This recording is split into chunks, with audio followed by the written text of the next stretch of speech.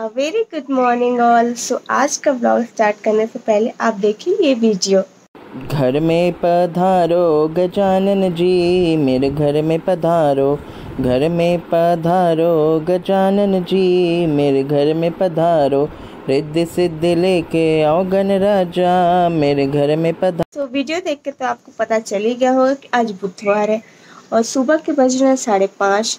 आप देख सकते हो ये हमारे सामने पार्क है, यहाँ पे लोग वॉक भी कर रहे हैं और इस टाइम का मौसम भी देख रहे हो आप। तो आज मैं सुबह 5:30 बजे इसलिए उठ गई बिकॉज आज से पितृपक्ष स्टार्ट है।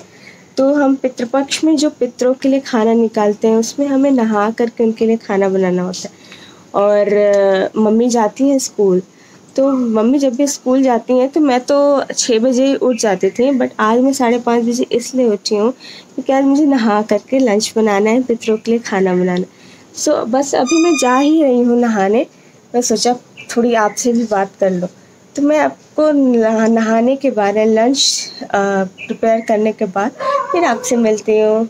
आज का ब्लॉग क्या था श्वेता ने स्टार्ट, तो मेरी तरफ से भी आपको बहुत बहुत बहुत अच्छी वाली गुड मॉर्निंग गाइस, उठ जाइए। तो आज है पितृपक्ष।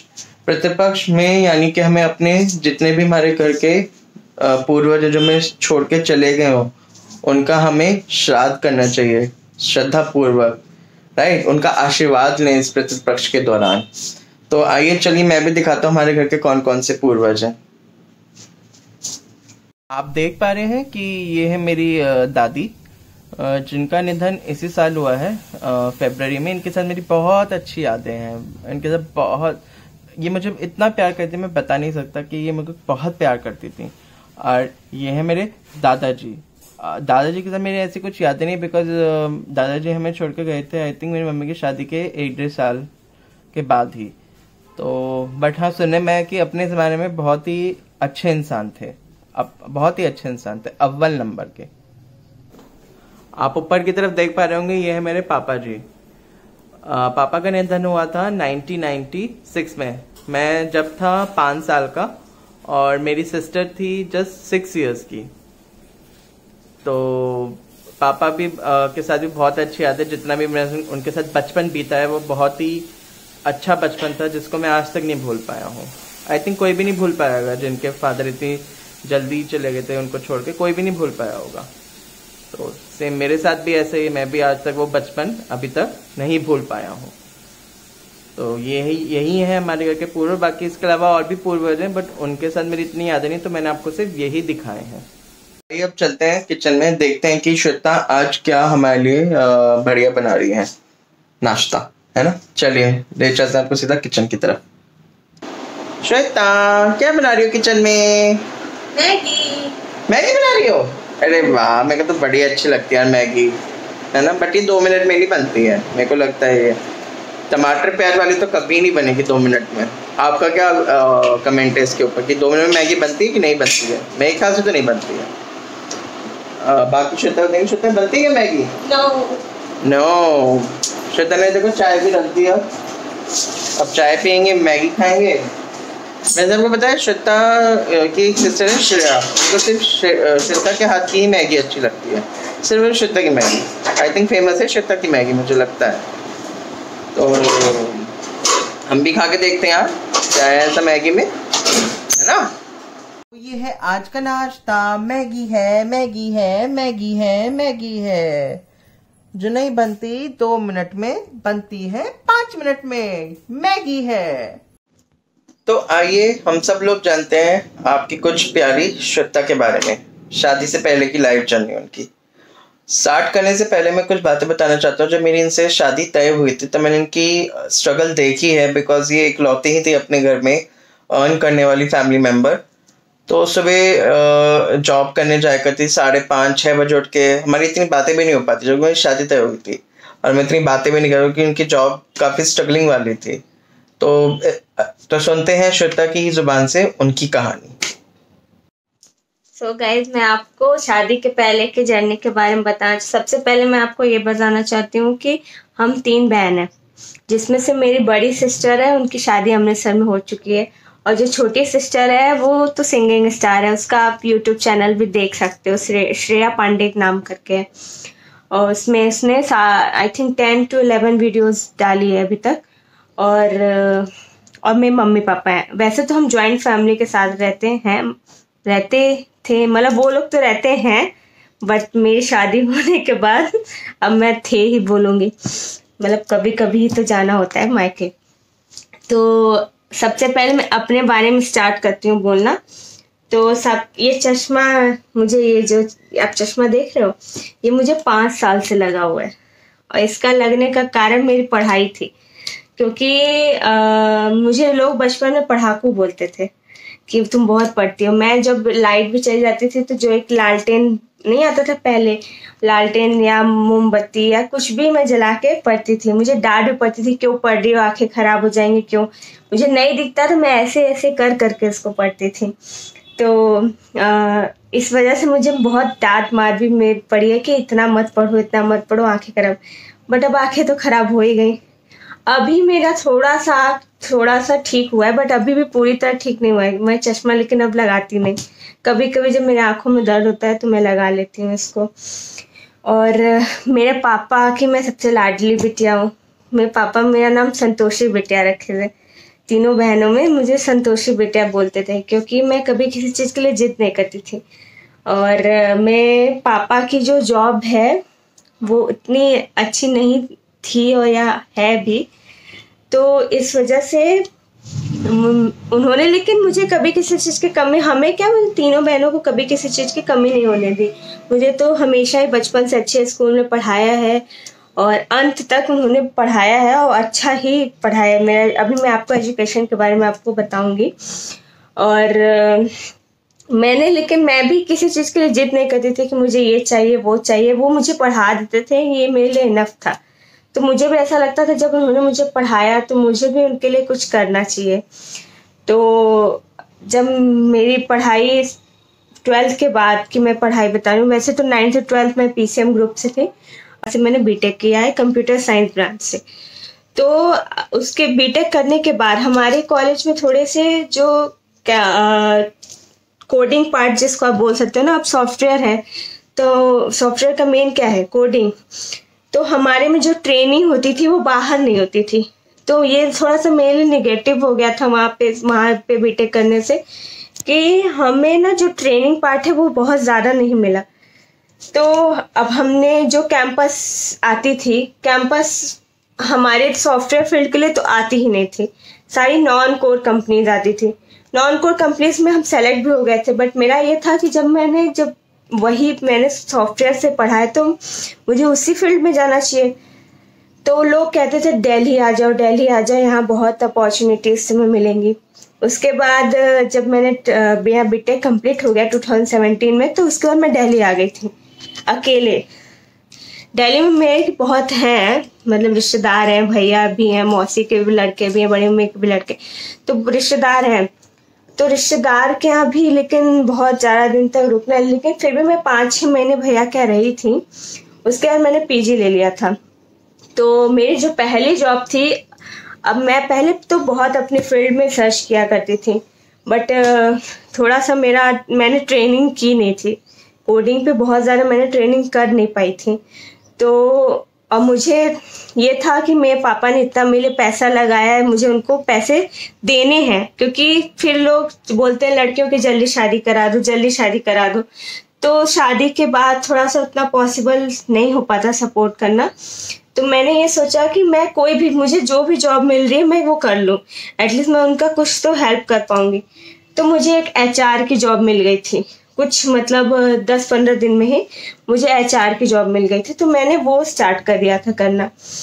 फिर वो मैंने 1 साल किया, बट वो मुझे अच्छी नहीं लगती थी, क्योंकि मुझे अपनी ही फील्ड की जॉब मतलब चाहता था कि मैं अपनी ही फील्ड में जॉब करूं।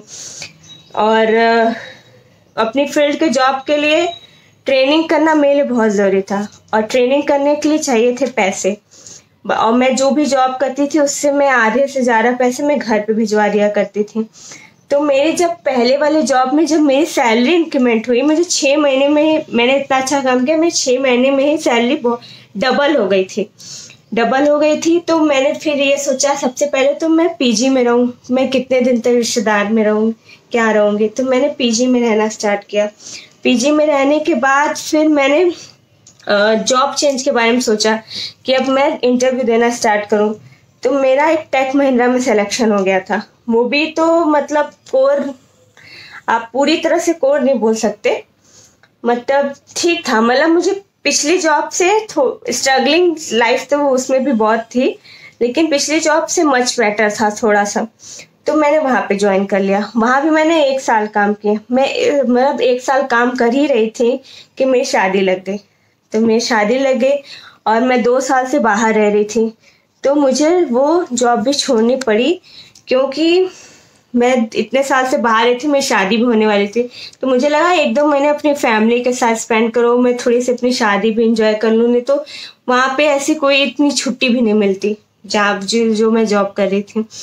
तो इस वजह से मुझे जॉब छोड़नी पड़ी, जो कि अभी तक जॉब ऐसे ही लेफ्ट किया हुआ है। और अभी आपको मेरी इसके बारे में मतलब पता है हालात। तो अब मैं कुछ महीने बाद ही जॉब कर पाऊंगी, लेकिन करूंगी ज़रूर। मैं ऐसे घर नहीं बैठूंगी, जॉब तो मैं ज़रूर करूंगी। और रहा ये जो मैं आपको बताई हूँ कि कोडिंग पार्ट, तो अभी मैं देखी हूँ कि ये कोविड के वजह से जो ये क्लास 6-7 के बच्चों को ये बताया गया है कि कोडिंग सिखाएंगे।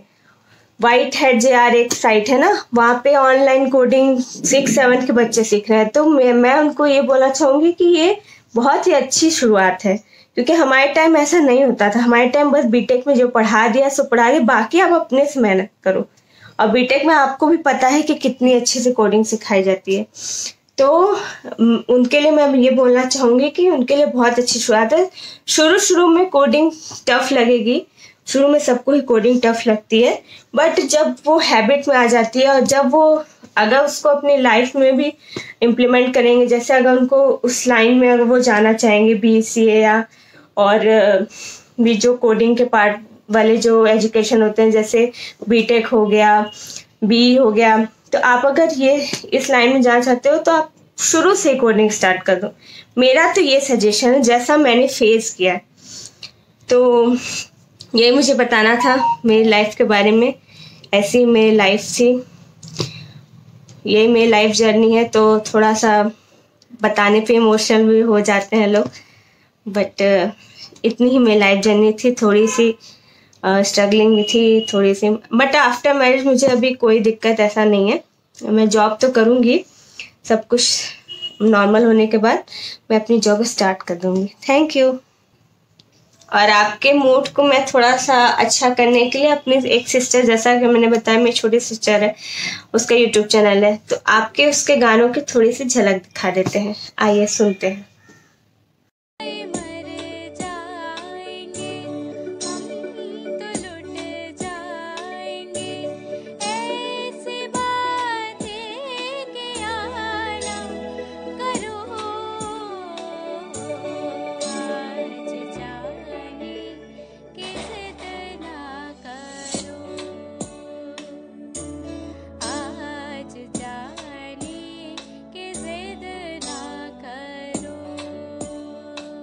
आई होप आपने श्रेया का वीडियो तो एंजॉय किया ही होगा। अरे श्रेया, तुम्हें वो वाली वीडियो याद है जिसमें तुमने एक बड़ा अच्छा एक्टिंग करी थी टिकटॉक में? कौन सी? याद नहीं है तुम्हें? करूंगी वाली। ओ ये वाली, करूंगी गुलामी तेरे नखरे उठाऊंगी। आप वो वीडियो देखना चाहोगे? तो चलिए देखते हैं वो वाली वीडियो और हमें बताइएगा कैसी लगी। करूंगी गुलामी तेरे नखरे उठाऊंगी, चढ़ती जवानी सारी तुझ पे लुटाऊंगी। तो एंजॉय किया हमने वो इतना फनी वाला वीडियो, करूंगी गुलामी तेरे। अरे यार शीतल, 12 बज गए, लैपटॉप ऑन कर दो मेरा। पहले ब्लॉग तो पब्लिश करिए। अरे कर रहा हूँ यार, ट्यूसडे वाला ब्लॉग कर रहा हूँ पब्लिश। अब लैपटॉप तो दे दो यार। देखिए ऐसे पटकती मेरा लैपटॉप है। अभी यही मेरी कमाई पूंजी, और बताओ। गलत बात है श्वेता, बहुत गलत बात है ये। ब्लॉग पब्लिश कर दो। कर रहा हूँ भाई, कर रहा हूँ पब्लिश।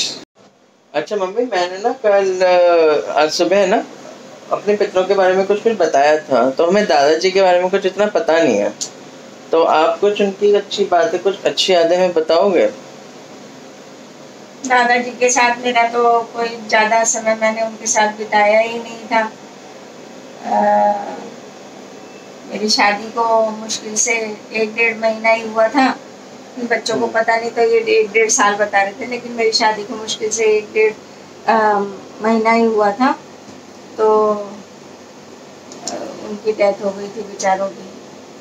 उस समय मेरी गवर्नमेंट जॉब का भी चक्कर चल रहा था, मेरी अपॉइंटमेंट हो चुकी थी और मुझे ज्वाइन भी करना था, तो उनसे ज़्यादा मेरा कुछ ज़्यादा इंटरेक्शन नहीं हुआ था।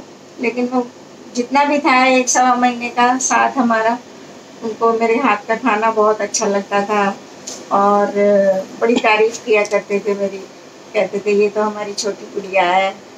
और he was a very intelligent person, you know, कि वो 4-5 बैंक्स के हेड मैनेजर थे जब वो रिटायर हुए।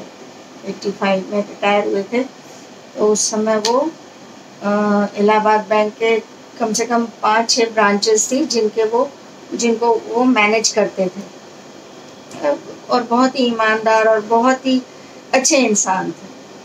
बस और क्या बताएं, ज़्यादा तो हमारा उनसे इंटरेक्शन हुआ नहीं। थोड़ी बहुत बातें होती थी तो बड़ा खुश होते थे, इंग्लिश में बात करा करते थे मेरे से। अच्छा, ये तो बहुत अच्छा है। अच्छा फ्रेंड्स, मैं आपको कुछ बताना भूल गया था, मैंने आपको नाम नहीं बताए थे। तो मेरी दादी का नाम था सीता रानी, और मेरे दादाजी का नाम था महावीर सरन शर्मा, और मेरे पापा का नाम था हरि कृष्ण कौशिक। तो इन तीनों के नाम थे, ये मैं बताना भूल गया। इसके बारे में कभी बताएंगे कि पापा का नाम कौशिक क्यों और दादाजी का नाम शर्मा क्यों? हाँ, सरनेम अलग अलग क्यों है?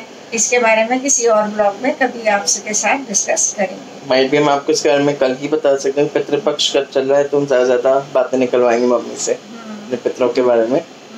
और इसके अलावा इस ब्लॉग में कुछ वीडियोस में हमें गाने पड़ रहे हैं, तो बिकॉज ये कॉपीराइट की वजह से, तो उसको प्लीज़ इग्नोर करिएगा। एंड आज का ब्लॉग यहीं पे हम एंड करते हैं। अगर आपको आज का ब्लॉग अच्छा लगा है तो प्लीज़ इसे लाइक, सब्सक्राइब, कमेंट करना नहीं भूलिएगा, और ऊपर बेल आइकन होगा, उस पर क्लिक करना मत भूलिएगा। बेल आइकन है, तो सबसे पहले नोटिफिकेशन आए जब भी हमारा ब्लॉग आए, तो बेल आइकन भी जरूर क्लिक करें। ओके, तो तब तक के लिए अपने घर में खुश रहिए, मस्त रहिए, सुरक्षित रहिए, खुशियाँ फैलाते रहिए, खुशियाँ बांटते रहिए संसार में, और हमारे अपना प्यार देते रहिए। और हमारी आज की मेरा आज का जो जर्नी है उसको आप सुनिएगा, उसमें अभी और कुछ थोड़े बहुत टॉपिक और बचे हैं, वो मैं कल के ब्लॉग में दिखा दूंगी। सभी को राम राम। सभी को राम राम। तब तक के लिए बाय।